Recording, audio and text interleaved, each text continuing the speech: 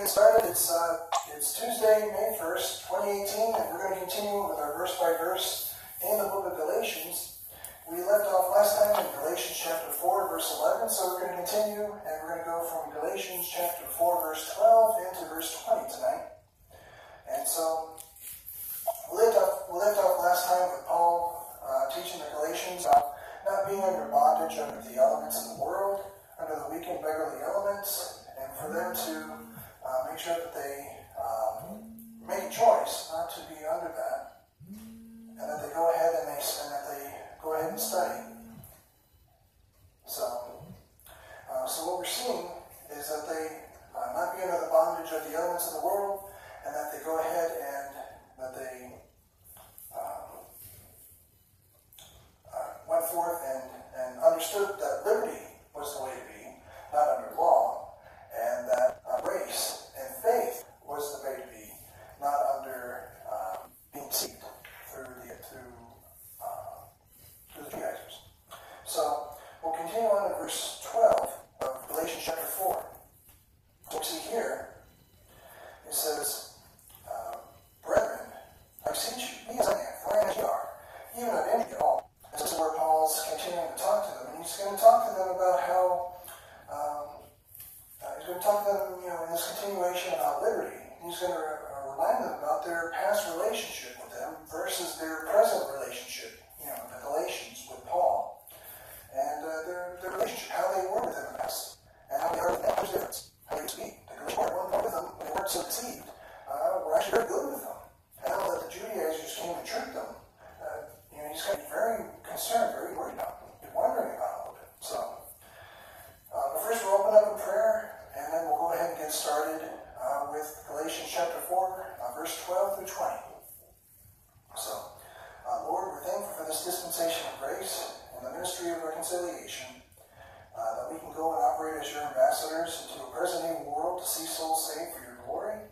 And Lord, that we can go forth and take your gospel, Paul's gospel, write the word, and get the gospel out to those who don't know it, so that they can trust your word, trust your gospel, and be saved and members of your body, and of your flesh, and of your bones. We're thankful for this, all by your grace. Amen. So in verse 12, which we just read, the Apostle Paul saying to the Galatians, Brethren, I beseech you, be as I am, for I am as ye are. Ye have not injured me at all. So he's saying to be as I am, and of course that's what he tells pretty much all of us. He's telling all of us, he's the pattern. If we look at 1 Timothy chapter 1, verse 16, 1 Timothy chapter 1 and verse 16, we're going to see when he says that he is the pattern. Apostle Paul is the pattern for everybody. And so we see there he says, howbeit for this cause, that's 1 Timothy chapter 1, verse 16, howbeit for this cause I obtain mercy, but in me first, Jesus Christ might show forth all long suffering for a pattern to them which should hereafter believe on him to life everlasting. So we're seeing that the Apostle Paul's the pattern to them which should hereafter believe. And so the Apostle Paul's the pattern, and he's saying, be as I am. That's what we're looking at in Galatians chapter 4, verse 12. He's saying, Brethren, I beseech you, be as I am, for I am as ye are. And he's saying, be as I am. I'm under liberty. I'm under the law. I'm under liberty. Galatians. So don't be under the law. Be as I am. He says, I am as ye are. He says, I am as ye are. I'm free from the law. I'm under grace. I'm under the law. I am as ye are. I was once under the law, now I'm free from it. And so, be as I am, for I am as ye are. I was once under the law like you were, and now I'm free from it. So be as I am.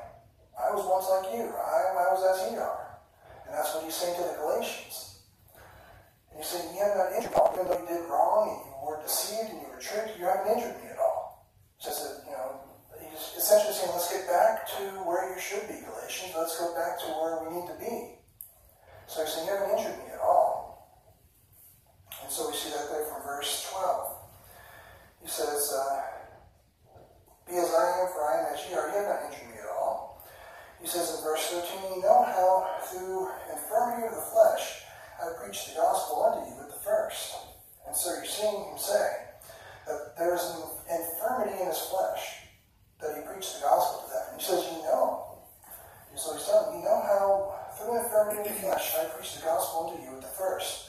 So he's comparing how they used to be to where they are now. He says, you know how through my infirmity of the flesh I preached the gospel to you at the first. So that means there is something in Paul, some sort of infirmity he has, or had. And so we can see what that is. We'll drop down a couple verses and I'll get back up to it. In verse 15, we're going to see where it is. And we'll look at a couple of verses after that. Verse 15 says, where is then the blessedness you speak of? For I bear you record that if it had been possible, you would have plucked out your own eyes and have given them to me. So at some point, for some reason, the Galatians, if it were possible, they would have plucked out their own eyes and given them to Paul because Paul had bad eyes. And so that's at least the infirmity of the flesh that he's talking about, where the Galatians loved him so much at one point, they would have plucked out their own eyes if it was a possibility and have given it to Paul so that he could have preached the gospel even better than what he was doing, which was great in the first place. And so this is one verse that talks about his infirmity in the flesh.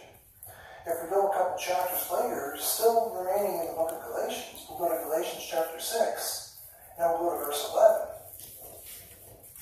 Galatians chapter 6, verse 11. And so we'll see here, it says, as Paul's writing and he's wrapping up his letter, or getting close to it, he says, you see how large a letter I have written unto you with mine own hand. So Paul has to write big because his eyes aren't very good. So as he writes this letter with his own hand, he's writing it very large. So there's another confirmation of his eyes not being the best. So this is something that he writes about here. And so, but there's been multiple, if you go through multiple commentaries, multiple different things, they'll put multiple infirmities, just depending on the commentary or whatever it is. But I've seen in Galatians chapter 4:15 and Galatians chapter 6 verse 11 a mentioning of how eyesight may be playing an issue here and how the Galatians would pluck out their own eyes and give it to them they could. So this is just one possibility, or at least the most confirmed one that I see here, that I would like to lay it on the table here and come back to it at another point. That infirmity of his eyes would be the infirmity of the flesh. And so we see that from verse 13. You know how through infirmity of the flesh I preached the gospel unto you at the first. And he's saying that at the first. So this is talking about how in the beginning, how Paul did this for the Galatians. And he says, and my temptation which was in my flesh he despised not nor rejected. So they didn't reject it. They saw he had an infirmity in his flesh. And they didn't care about it. They just wanted to hear what Paul had to say. They loved Paul. They loved the gospel. They loved the teaching of the revelation of the mystery and the dispensation of grace. And the word right divided. And the Galatians were taking it all in. And they were receiving it. They were understanding it and growing in the knowledge of the truth. And so we see that in verse 14. This is the way they received Paul in the beginning. He says, and my temptation which was in my flesh he despised not nor rejected, but received me as an angel of God, even as Christ Jesus. This is how well received Paul was in the beginning by the Galatians, to the point where he was so well received that he was received as an angel of God, as if an angel of God was preaching to them, as if it was even Christ Jesus. He was that well received by the Galatians. So we see that in verse 14. So then he says, where is then the blessedness ye spake of? For I bear you record that if it had been possible, you would have plucked out your own eyes and have given them to me. So then he says that there, he says, where is then the blessedness ye spake of? So as he's going to this, he's talking about the blessedness you spake of. And concerning the being under the law, he's saying, okay, well now where's the blessedness you spake of? Talking about, if you're under the law, and there's blessings and cursings, he goes, well, where's the blessedness you speak of? You put yourself under the law, you were tricked by Judaizers, where's the blessedness you spoke of now? Where's it at? It's not there. And then I bear you record. And he says, I bear you record. This is how he's remembering back to how things were in the beginning. That if it had been possible, you would have plucked out your own eyes and have given them to me. And then verse 16, Verse 16 is is such a good verse. You can use this when you're out there evangelizing or speaking to the lost. And it says, "Am I therefore become your enemy because I tell you the truth?" This is a good verse you can use with those when you're reaching out to the lost and you're talking to those who need to understand the gospel. And all you're doing is telling them the truth, and you're watching them get further and further upset or further and further distant from you. You can say, "Have I become your enemy because I tell you the truth?" And all you're doing is explaining the truth, and you're not giving any agenda, you're not giving any opinion, you're not giving any personal thing one way or another. You're just explaining the truth of the word rightly divided, and you've got your verses in a row. You can say what Paul says in Galatians 4:16. "Am I therefore becoming your enemy because I tell you the truth?" And that would be a hard thing, because Paul was saying how well received at one point he was in the Galatians area. And now he has to say, "Am I becoming your enemy because what I'm doing is telling you the truth?" If telling the truth is making an enemy out of somebody, then that's going to be big trouble. But you keep pressing on regardless of what it brings, because the truth is the same. So we see that in verse 16. Next says in verse 17, "They zealously affect you, but not well. Yea, they would exclude you, that you might affect them." And so what he's saying in this one, the Apostle Paul is talking about how they, being the Judaizers, that tricked him in the first place. He says, "They zealously affect you, but not well." So Paul's not against people being zealous. Paul would rather people be zealous, and he'll get to that in just a minute. But he's saying, "Well, they're zealously affecting you, all right, but not well." And he says they would exclude you. We got verse 17. He said they would exclude you, that you might well affect them. And this is how cults operate. This is how modern day cults. He says they would exclude you that you might affect them. And they might, because cults can get you zealously affected about something. There's religions and cults that can get you excited about signs and wonders and healings, but it's all the wrong stuff. You could go out and try to be zealous about trying to heal somebody by reading them Isaiah 53 or Acts chapter 2. And you could be zealous and try to go out and run into a hospital and heal the entire medical wing, but you're not going to do it. But if you go into a Pentecostal church every week, they're going to tell you can go out and do all you want and get you zealously affected, but it won't be well. It won't be a good thing. And so we see that in verse 17. "They zealously affect you, but not well." He says, "Yeah, they would exclude you." So they would also, you know about churches that they'd sooner exclude you that you might affect them. So if you don't keep up with their program, or if you don't keep up with their agenda, then you're out of the club. You're excluded. So it says they would exclude you that you would affect them. So if you don't keep up, in this case, if the Galatians don't keep up with the Judaizers that tricked them, then the Judaizers are going to exclude them from their activities and from everything else that the Galatians would affect them. And so that's how the cults operate. The cults will, it's nothing for the cults to bring affection and jokes and care and love and then bring in false doctrine. A cult to bring all sorts of support and attention. And their members can come in and say, "Well, we're here for you. We're going to take care of you. And we're going to do all we can for you." And then teach you all the wrong information so that you never grow in the knowledge of the truth. And teach you all the wrong information, and you'll never be saved if you come in at the wrong time. And they'll teach you to grow in the wrong direction. Whether it be Assemblies of God, whether it be Roman Catholicism, whether it be whatever it is.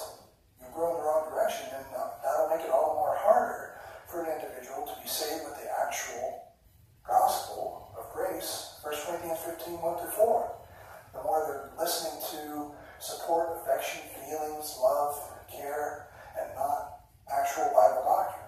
And there's nothing wrong with support, love, and care, but if cult members are using that to trick people, as we see from verse 17, to be zealously affected, that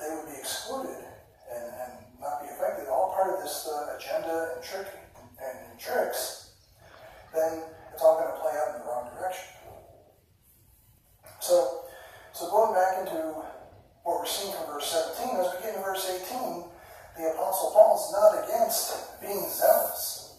Because what we see in verse 18, he says that it is good to be zealously affected always in a good thing, and not only when I am present with you. So the Apostle Paul is, if you're zealous about the word rightly divided, and if you're zealous about the gospel of grace, and if you're zealous about the King James Bible, if you're zealous about a good thing, there's nothing wrong with that.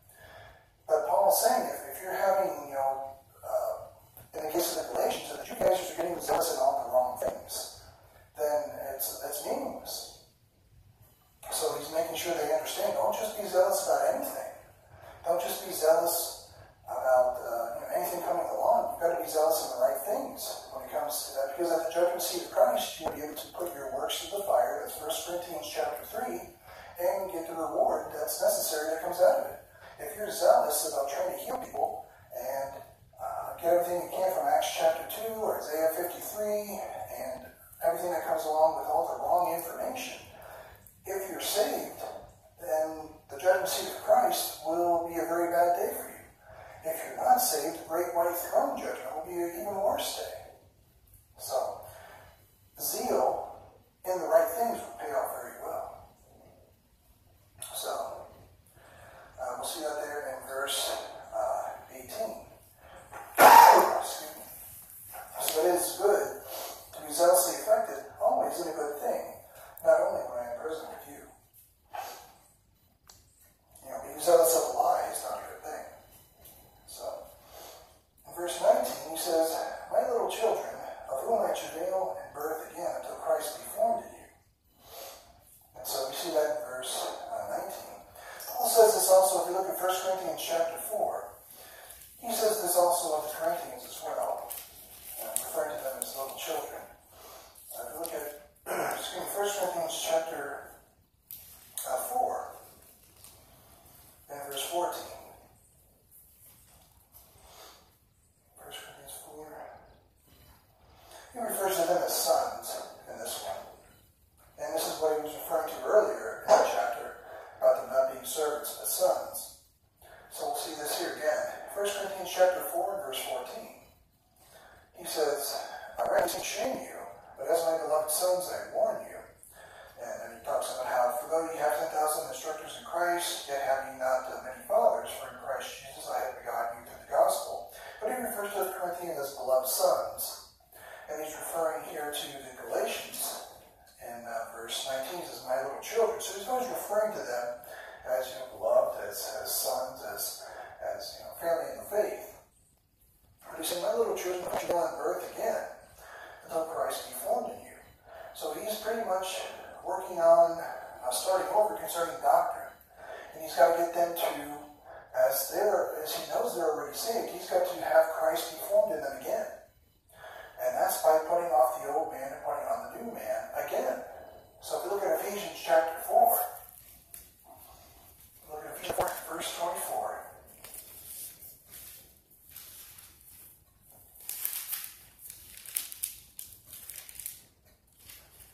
This is what the Galatians are going to have to do concerning the fact that they were deceived, and they're going to have to put off the old man and put on the new man. Ephesians 4:24 says, "And then ye put on the new man, which after God is created in righteousness and true holiness. Wherefore, putting away lying, speak every man truth with his neighbor, for we are members one of another. And be angry and sin not, let not the sun go down upon your wrath, neither give place to the devil." So all these things that the Galatians were doing concerning being deceived by the Judaizers and trying to put themselves under the law would be a lot of lies, first of all. So we see that in Ephesians chapter 4, verse 25, "Put away lying." Well, one lie would have to be is that they're not under the law. And when we see that in verse 24, that they put on the new man, which after God is created in righteousness and true holiness, they're going to have to re-understand that concerning the law. Concerning grace, and they're going to have to put away the law and put themselves under grace again, and they're going to have to essentially reread Romans again. And that's what they would have to do concerning the Galatians. Now if we look at Colossians, the book of Colossians is going to talk more about the same thing. Colossians chapter 1, verse 27. And it's going to talk about the riches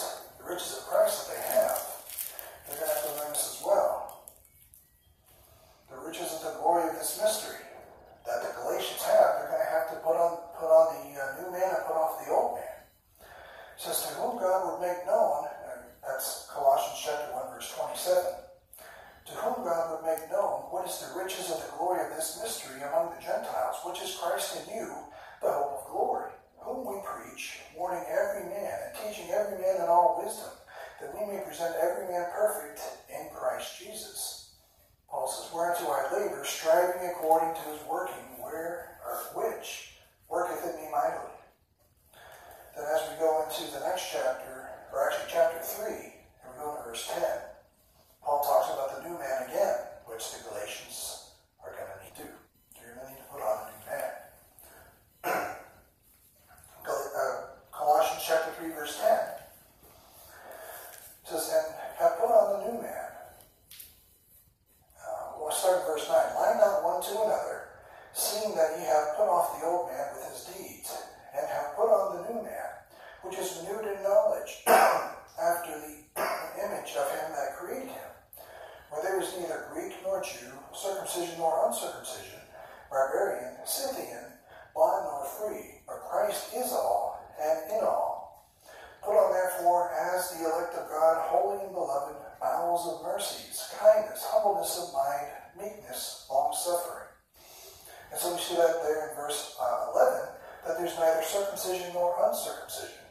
And for those who put themselves under the law, there is circumcision and uncircumcision, because that law tells them that there is. The law tells them circumcision is a necessary part of the law. So the Galatians are going to have Christ formed in them again by putting on the new man and putting off the old man. They're going to have to understand what's written in Romans, Ephesians, Colossians, what Paul's telling them through the revelation of the mystery. And that they're going to need to understand to put on the new man and put off the old man. Because they've been deceived, and Christ has to be formed in them again. The right doctrine, rightly divided. And that's what Paul's telling them as we go back to Galatians chapter 4. So as we see that there, in Galatians chapter 4, and we'll go into verse 19, he says, my little children, of whom I travail in birth again, until Christ be formed in you. He's got to start over again with them. Or he's got to work on them until Christ be formed in them again. If he's not starting over from scratch, he has to have until Christ be formed in them again. He says, now I desire to present you now, and to change my voice, for I stand in doubt of you. So he's saying that he stands in doubt of them due to what we read before in verse 11. If we go back up a couple verses, Galatians chapter 4, verse 11, why does he stand in doubt of them? Because he says in verse 11, and we read this the last time we were there, he says, I'm afraid of you, lest I have bestowed upon labor in vain. He says he's afraid of them.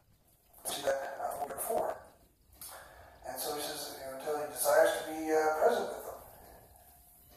He says, I desire to be present with you. And so we know also, he said this with the Corinthians, that he desired to be present with them. But with the Corinthians, it wasn't so much that they were deceived, although they had issues. It's that they had a problem with their morality or their behavior.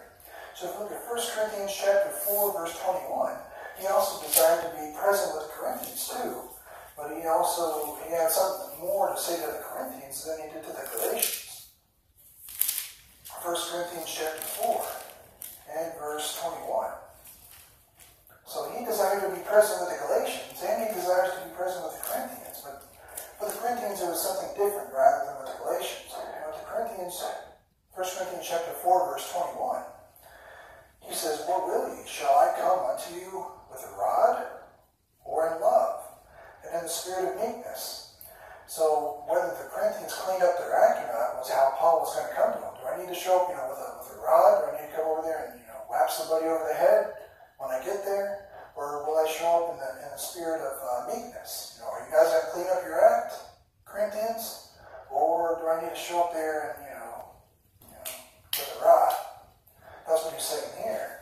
But either way, he desires to be present with the Corinthians. He desires to be present with the Galatians.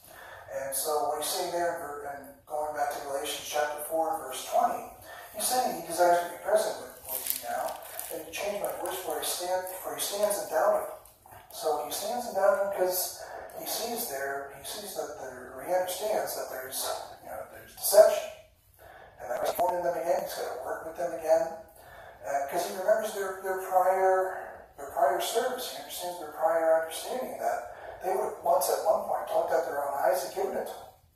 Now, he sees that he stands in doubt of them, that he's afraid of them because of how far they've fallen off track. So, see that there from Galatians chapter 4, verse 12 to 20. And what we'll do is we'll stop here for tonight, and we'll pick up next week in the book of Galatians. And we'll continue to go further for this next time.